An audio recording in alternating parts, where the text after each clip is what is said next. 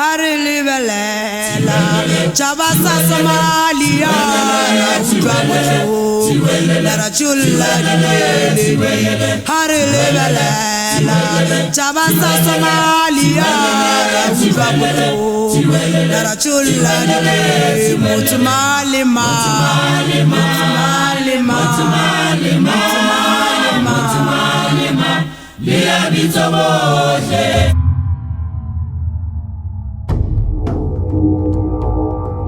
Most Somalis obtain water from boreholes and shallow wells. Shallow wells are typically located within settlements where water quality is often polluted due to nearby latrines seeping their contents into the groundwater. This causes frequent outbreaks of water-related diseases, such as cholera and diarrhea. Disinfection refers to selective destruction of disease-causing organisms in the water supply. The most widely used process to disinfest water is chlorination. Other processes include ultraviolet or UV light, ozonation, or reverse osmosis. Several tests and pre-treatments have to be conducted to ensure effective chlorination, such as turbidity and pH tests. The following videos will take you through the different steps of the chlorination process.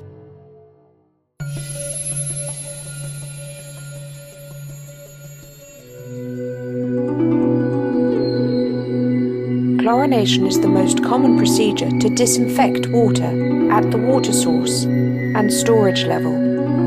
Before undertaking any chlorination process, it's important to calculate the adequate amount of chlorine to be added because if there's not enough chlorine in the water, the microorganisms won't be killed and the water will remain contaminated.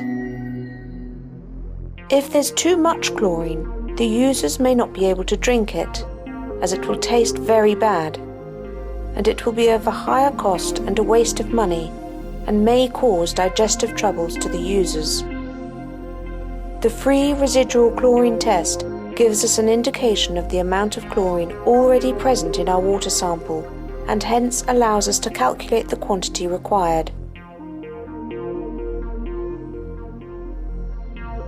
Chlorine, used in the disinfection process, normally is in the form of hypochlorite, or free chlorine gas. The most commonly used product in water treatment at water source and storage level in the humanitarian sector is calcium hypochlorite, or CaOCl2, also known as HTH, with a concentration of 65 to 70%.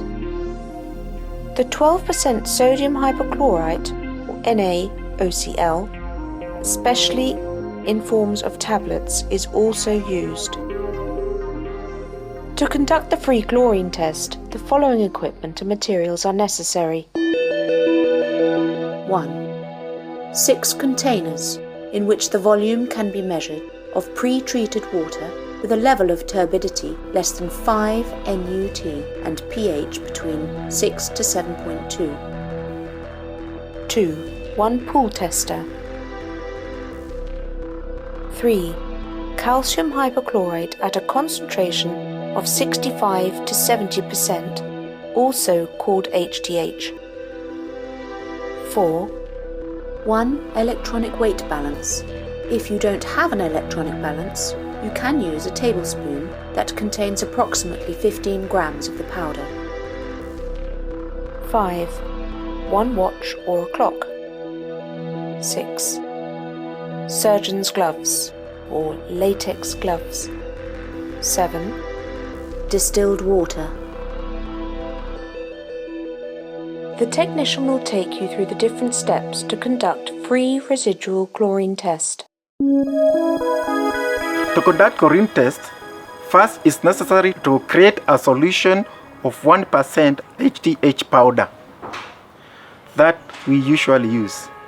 The 1% solution means creating a solution that has a concentration of 1% chlorine.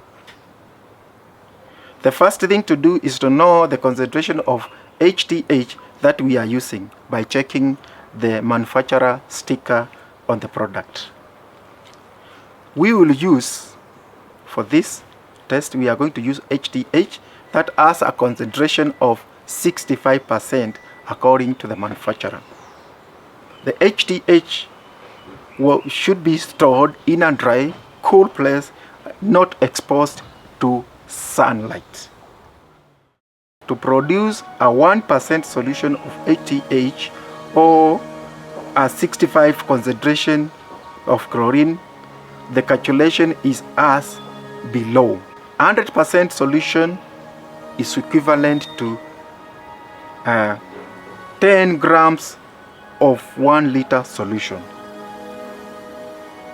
It's like saying that we need 10 grams of 100 over 100 of 100% solution.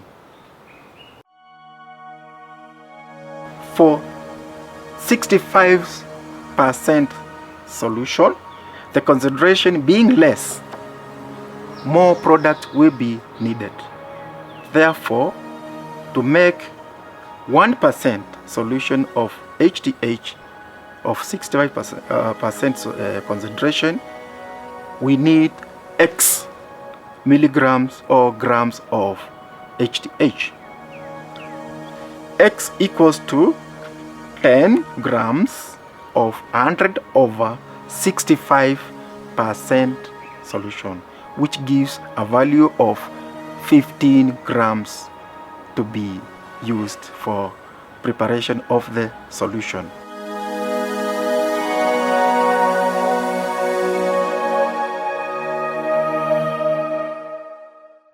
Thereafter, we close, we cover the jerry can and shake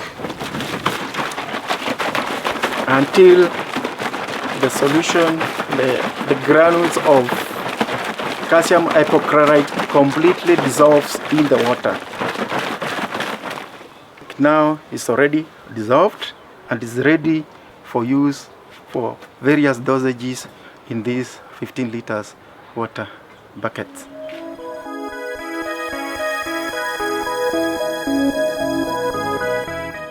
Now we are going to dose various dosages of chlorine in all these 6 buckets. First of all, you get the chlorine solution, that is the 1% solution. Put a bit of it in a beaker like that, so that you can use the syringe to get the quantity you require. The first quantity which is required is 1 milliliter. The second one is 1.5. The third one is 2 milliliters. The fourth one is 2.5.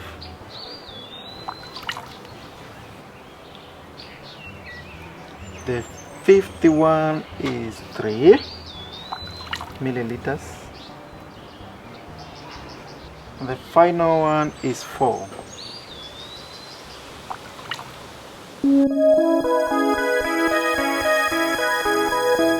The next step will be to stir this water for 1 minute, so that we ensure that it is fully well mixed. Now we have allowed 30 minutes contact time between water and the chlorine which we have dosed in all these 6 buckets. We are ready now to go to the next step of conducting free residual chlorine. And then what we are going to use is the pool tester. This is the equipment or the tester we are going to use to conduct the free residual chlorine. First, you take the DBT tablet, remove 1 tablet from the DBT pack, put it inside the test tube, then crush it.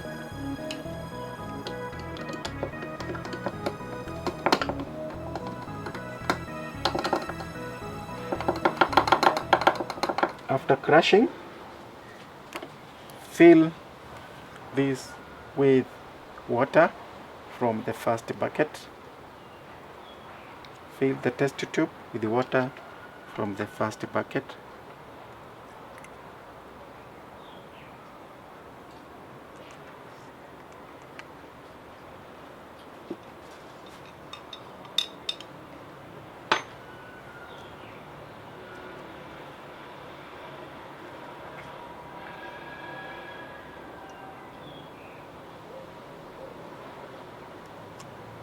Then you cover it.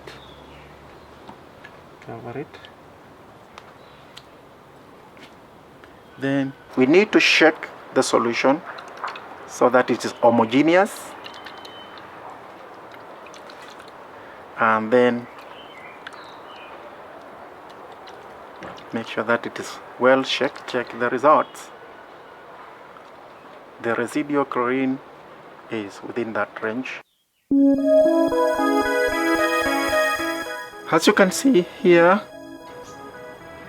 the range of free residual chlorine ranges from 3.0 to 0.1.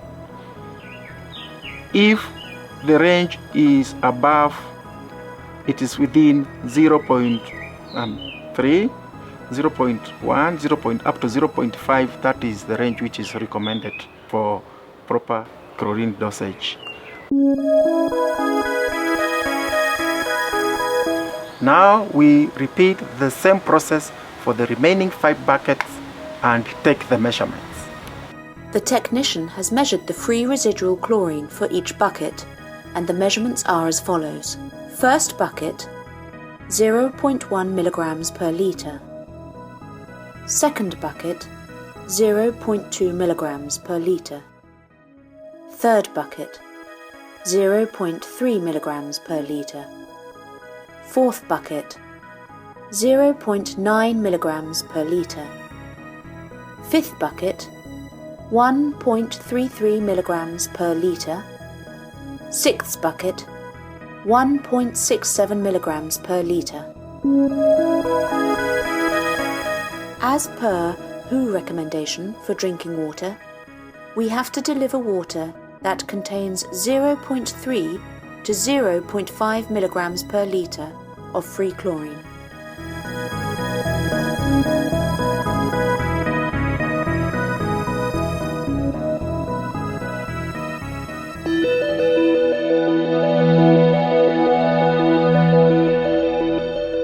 The technician has found that the safest result, treatment versus economics, is to take the bucket number 3 with 0.3 milligrams per litre of residual chlorine.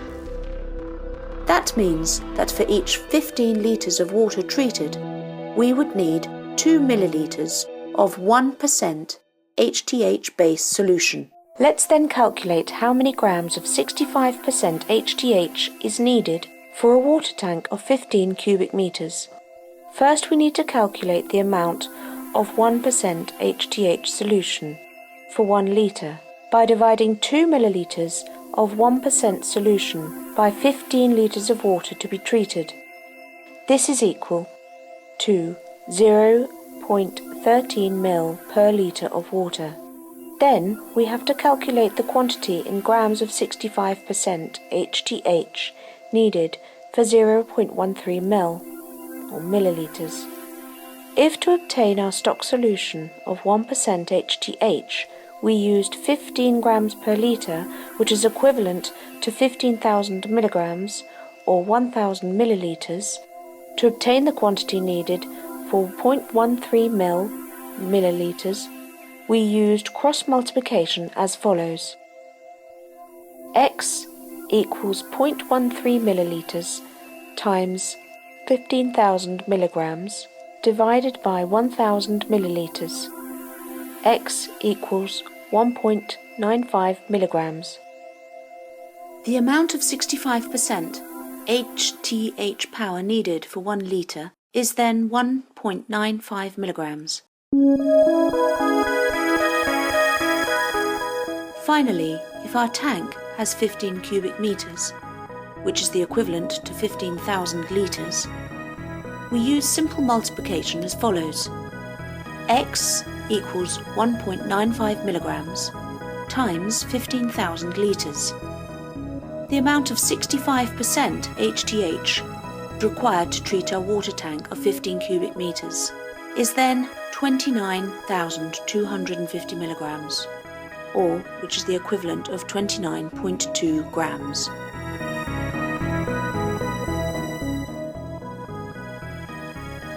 The technician has explained the required procedures to efficiently treat large amounts of water at the storage level, like a mini water supply system or any water storage tank. It ensures that we deliver water which is safe for drinking to all the communities. However, water needs to be protected across the whole water supply process, transportation and storage in households.